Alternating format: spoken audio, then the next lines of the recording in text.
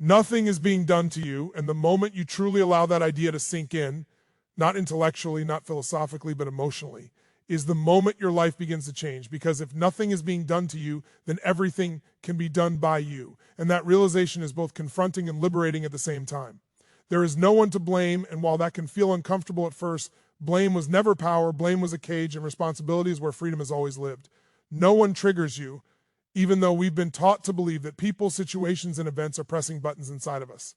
Because the truth is that two people can experience the exact same moment and respond in completely different ways, which means the reaction is not coming from the outside, it's coming from within.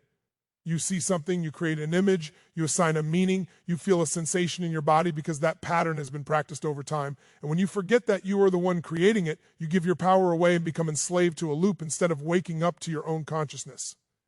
Once you wake up, you can catch yourself in the moment your mind begins to compare. And comparison is never fair, never complete, and never accurate, because it freezes a single moment in time and pretends that it represents the whole truth, causing you to judge yourself too early or too harshly, while only seeing the surface of someone else's life and not the private pain underneath it. I have seen people who appear to have everything, wealth, status, success, yet privately suffer from broken relationships, loneliness, and emptiness, and that realization teaches you that no one escapes life's lessons, no matter how blessed they appear on the outside. Everyone experiences stress in different forms, and the real question is not how to avoid it, but whether you allow stress to control you or you learn how to use it as fuel to grow stronger and wiser, because pressure can either crush you or refine you depending on what you do inside your own head. Life was never meant to be about me alone, because the me-centered story isolates and weakens you, while the shift toward we reconnects you to learning, teaching, leading, and contributing, with roles that are always changing if you remain honest and curious. Curiosity keeps you alive and growing, because the moment you believe you already know everything is the moment your growth stops, and growth is the bridge between survival and fulfillment. Beneath every thought, emotion, and decision in your life are two invisible forces, your values and your beliefs, which determine what matters to you and what you believe is possible, shaping whether you feel joy or frustration, freedom or fear. You don't have just one set of values. You have values you move toward, driven by pleasure, and values you move away from, driven by pain, and both are constantly influencing your decisions beneath the surface. At the deepest level, everything you do is an attempt to meet your human needs, and when people confuse the means, money, status, relationships, with the emotional ends they are truly seeking, they end up chasing things that never fully satisfy them.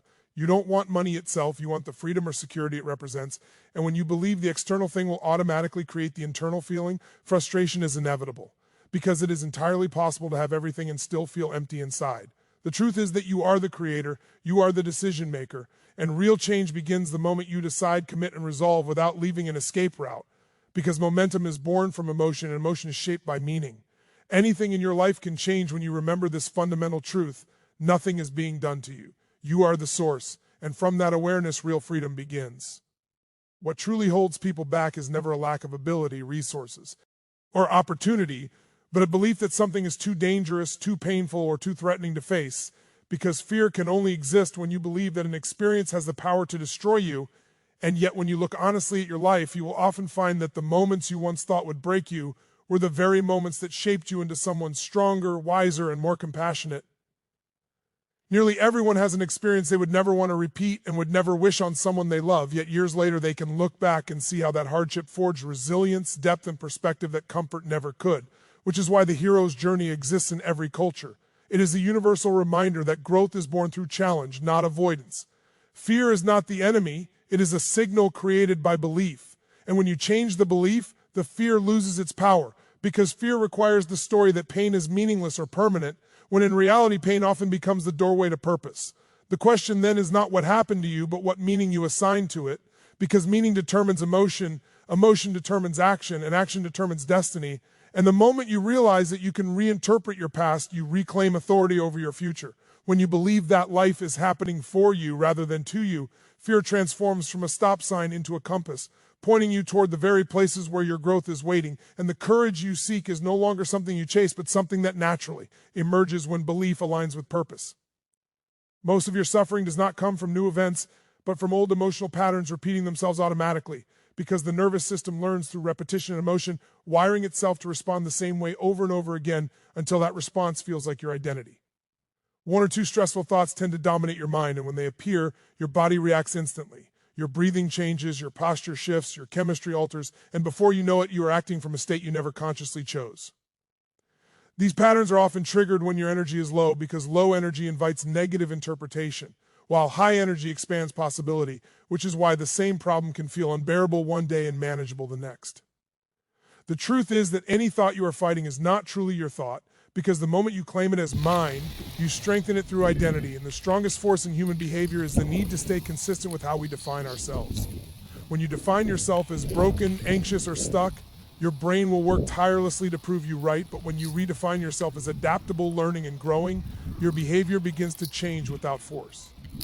The solution is not to suppress thoughts, but to retrain your nervous system through conscious repetition, replacing automatic reactions with intentional responses until new patterns become familiar, because what you practice emotionally is what you become, and with enough repetition and intensity, the brain rewires itself to serve a higher state of being rather than an old survival loop.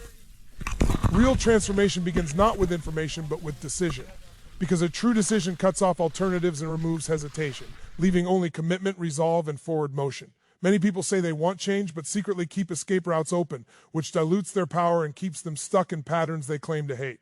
When you decide fully, your emotional state shifts, your energy changes, and momentum begins to build.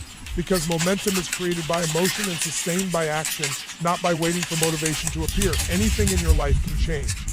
Your body, your relationships, your career, your sense of purpose. But lasting change often requires that you change yourself first, otherwise you carry the same patterns into new environments and recreate the same problems in different forms. Every limitation you face is rooted in a belief, and when that belief is questioned, weakened, or replaced, your capacity expands instantly because the mind follows the story it is given. When you choose to become a creator rather than a reactor, you step into co-creation with life itself, balancing the outer world of achievement with the inner world of fulfillment, understanding that without both, success feels incomplete. Life accelerates when emotion, belief, and action align, and fulfillment emerges when growth and contribution become central rather than optional. In the end, freedom is not the absence of challenge, but the awareness that you are always choosing how you interpret, respond to, and grow from every experience. And when you remember that nothing is being done to you and everything is being created through you, you reclaim authorship of your life and step fully into conscious creation. At the deepest level, your life always moves in the direction of how you define yourself, because identity is the invisible script running every behavior, habit, and emotional response. And whether you realize it or not, you are constantly acting in alignment with who you believe you are. The strongest force in human personality is the need to stay consistent with self-identity, which means if you unconsciously see yourself as someone who struggles, procrastinates, self-sabotages, or falls short, your nervous system will repeatedly guide you back to that familiar state, not because it is good for you, but because it is familiar, and familiarity feels safe to the brain even when it creates suffering. This is why people say they want change but secretly return to old patterns, because changing behavior without changing identity feels like psychological danger, and the brain will always protect identity before it protects happiness. Energy plays a critical role here because when your energy is low, physically, emotionally, or mentally, your identity shrinks, your thinking narrows, and old survival stories surface automatically. But when your energy is high, possibility expands, creativity activates, and you naturally see solutions instead of threats.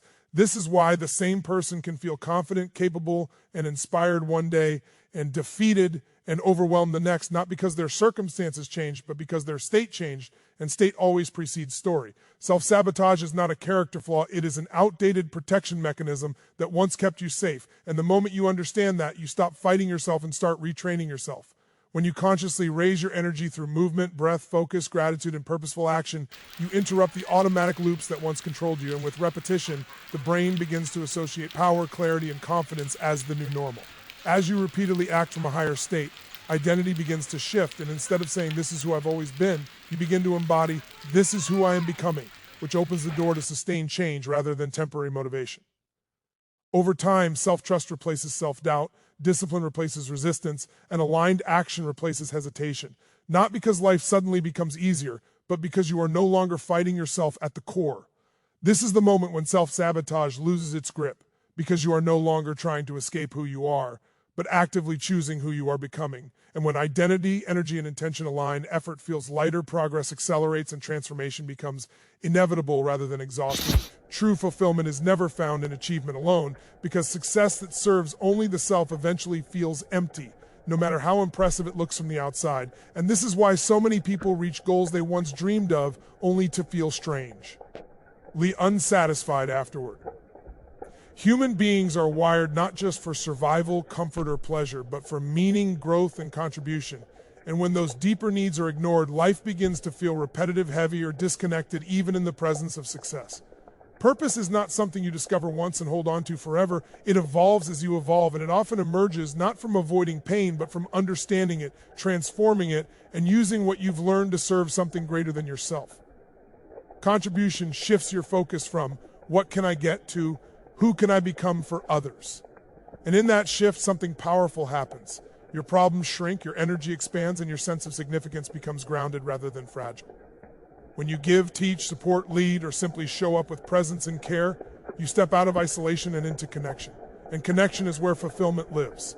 Growth keeps life alive because without growth, the spirit stagnates, and without contribution, growth feels selfish and incomplete, which is why the most fulfilled people on earth are not those with the most comfort, but those who feel useful, needed, and aligned with something beyond their own immediate desires. Living with purpose does not mean sacrificing joy or ambition. It means directing them toward impact, understanding that your success becomes more meaningful when it lifts others rather than separating you from them. When purpose, growth, and contribution align, motivation no longer depends on mood or circumstance because you are being pulled forward by meaning rather than pushed by fear. At this level, fulfillment is not a temporary emotional high, but a deep sense of rightness, the feeling that your life is being used well, that your struggles were not random, and that your presence in the world matters. This is where the journey leads, not to perfection, not to the absence of challenge, but to a life where effort feels worthwhile, adversity feels instructive, and every step forward becomes an expression of who you are, here to be